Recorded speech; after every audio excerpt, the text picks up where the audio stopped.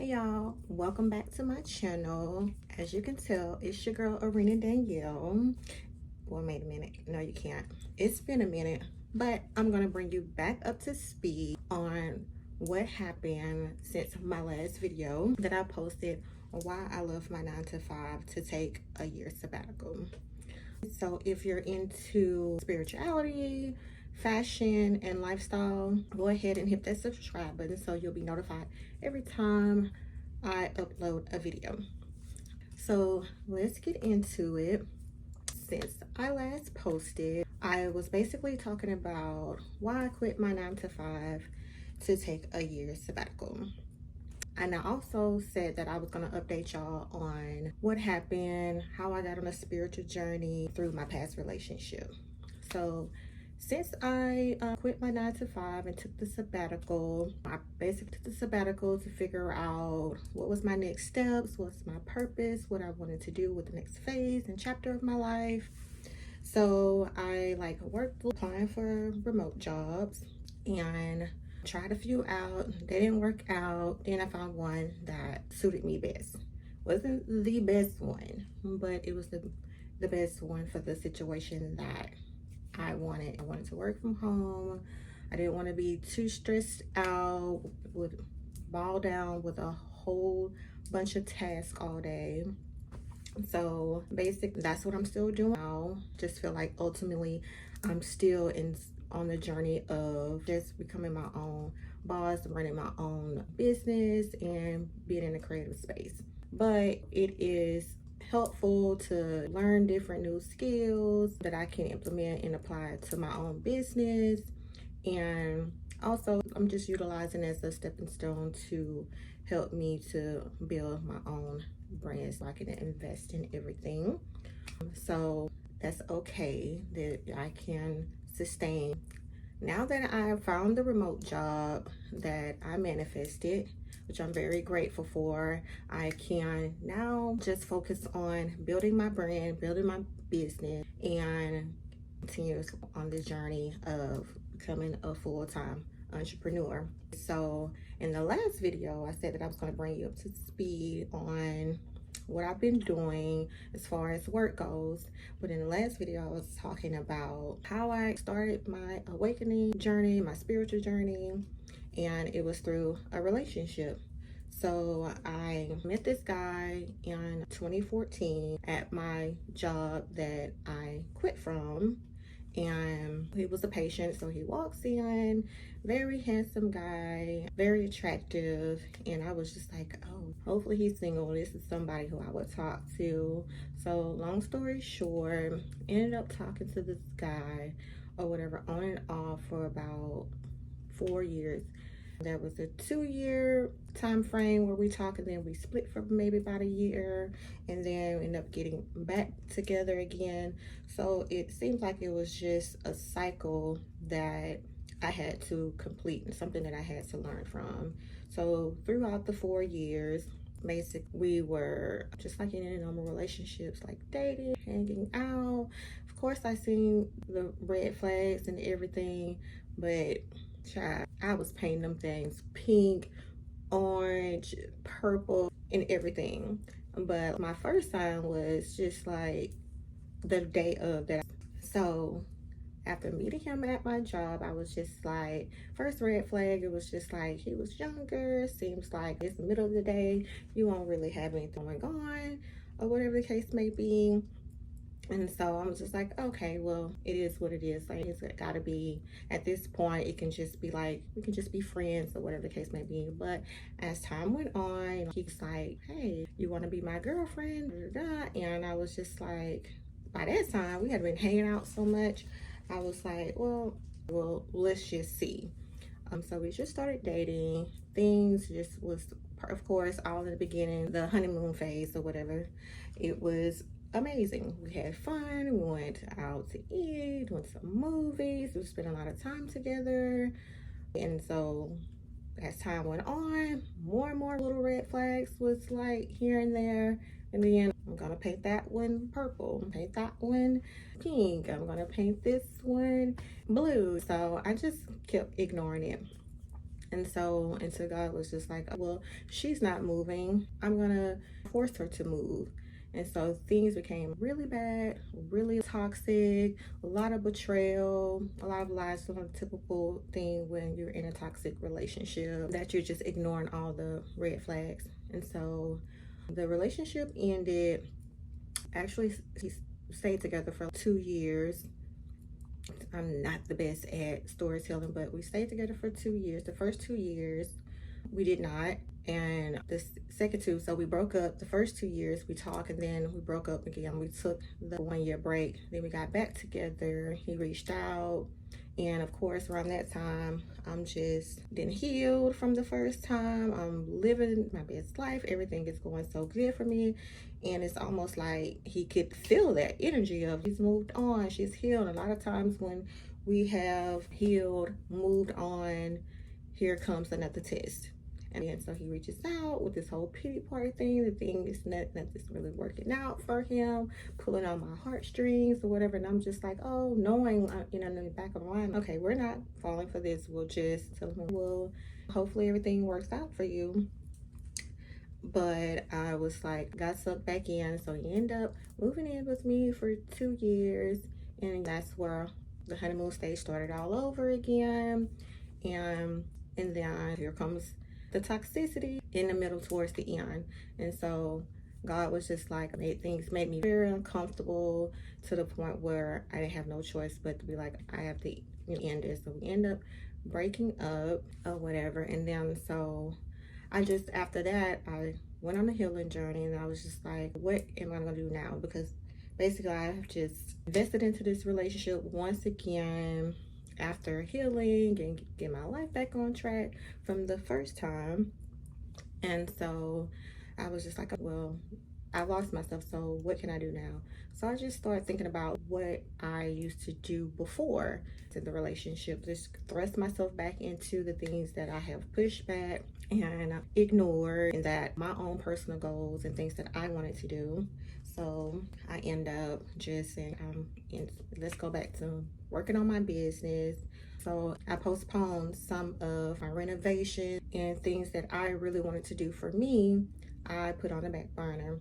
So I said, I throw myself back into just redoing my home, and didn't realize that it was me just also clearing out energy. So it was just like all of the things that reminded me of the relationship. It was just like, as I was renovating, those spaces came clear again. And so I did pretty much all of my front of my house. And for some reason, I didn't get to my bedrooms, where we spent a lot of the time watching movies and everything. And I didn't realize, and it was just like years went by, and I realized that I was avoiding my room. I just would hang out in the living room or sleep with my daughter or something like that.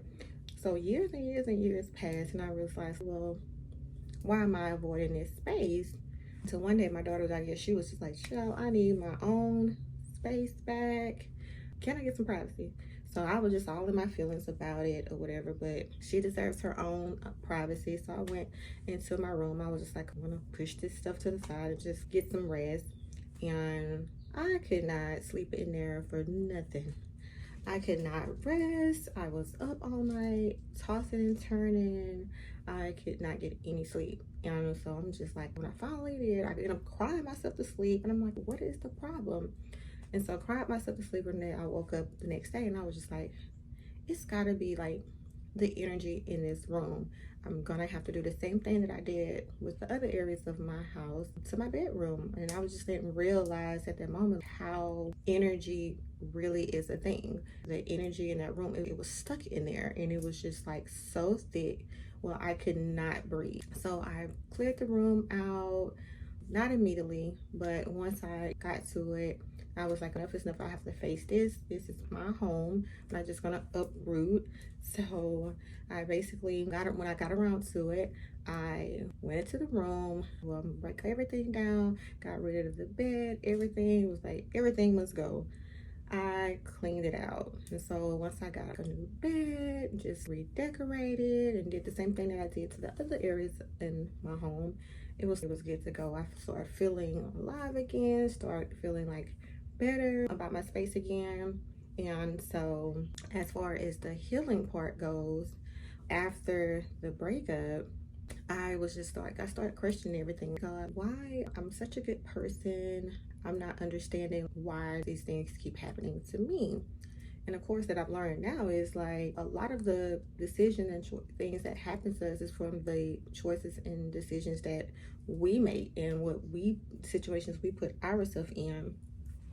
But at the time, I just could not understand, why does this keep happening to me? And so I remember I was right in front of my front door, and it was just like everything just hit me. I was like, I just broke down. So I was just crying and praying and just asking God to show me what am I doing. And so I got a download. God was just like, wanted me to meditate. I'm having a worse anxiety. Anything that I was like doing, whether if it was getting something out of the refrigerator, I'm dropping things. It was just like I could not focus. Around that time, it was everything that just could possibly happen happened. I was going through it. But thankfully, I have a great support system or whatever to get me through that season. And God definitely was at the forefront of that as well. So I just something just that started really sitting with myself. So I just isolated, started meditating and sitting with myself, started healing, journaling my feelings out. And so through that sitting with myself in that isolation phase, I really had my breakthrough. So through that betrayal came my breakthrough.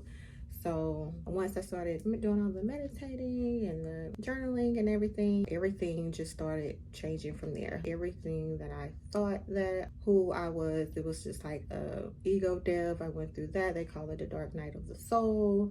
So after the meditating, the journaling and everything, I just started questioning everything, my whole reality once again. Just why am I here? Why do I do the things that I do, etc. Just like I stated in the last video. So from there, the beginning of the spiritual awakening journey, it was the hardest. So it is different phases to a spiritual awakening journey, and that I just to name a few things that I went through in those phases. It was isolation, it's losing the relationships that I deemed to cherish at that time. Just a lot of things having to let go, and one of those things was letting go of my 9 to 5. I was just pushed to just release a lot of things that were no longer serving me, to just, I guess, to figure out what does serve me. So that's basically what happened, how I became awakened. It was from my past relationship.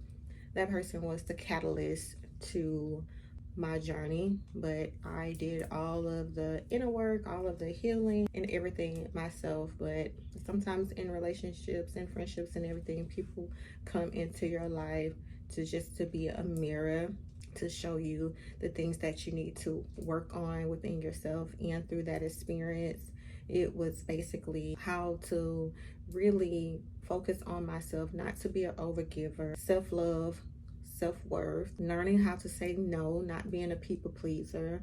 But I definitely consider myself as an empath. So it was this empath narcissist dynamic where I feel like these souls come into your life to be the catalyst to show you things that you need to work on. And so it was definitely a reason for me having to go through that experience. And so through learning that reason spiritually helped me to forgive and to heal and to ultimately let go all of the resentment and the hurt and everything. So that was the awakening experience. And again, one day maybe I may write a book about it, but I probably was a little bit all over the place. I just really turned on the camera today and just jumped on to get you all updated on what I've been doing, and to also bring you up to speed on what I've been doing, and also to fill in the blanks from the last video of what happened and how I got on my spiritual journey through my past relationship. So as of late, everything is pretty good in my life. I had just another mini awakening in August, and I want to say that's my activation month, August. Everything pretty much happens in the month of 8. for me. And so I just went through another activation, which this one wasn't as intense as my first awakening. This one was more so an identity shift to let go of the things and places and people that no longer serve me, and to really to step into my power and purpose. And so I'm excited in this phase, in this next chapter of my life. It has pushed me to now again and what I'm here to do, what is my purpose, and why it took me so long to upload another video is because it's just like, oh, to me again, this is so new. Don't have the equipment, trying to find the right angles, and everything is very new to me or whatever. But again, when God gives you an assignment, it's best just to be obedient. I was just sitting down saying, I talk in circles. How am I going to get this message out? Or how am I going to continue to do what God is asking me to do? But again, God is just like, do it. You'll figure it out. You'll get used to it. And I feel like we are here to help one another, help build one another, help encourage one another through our testimonies. So on my next video, I'll just go into what I've been working on as far as my business. If you haven't seen the last video, I do have a boutique and other things that I do as well. So what I've been doing as far as my entrepreneur and what I have coming up with that as well.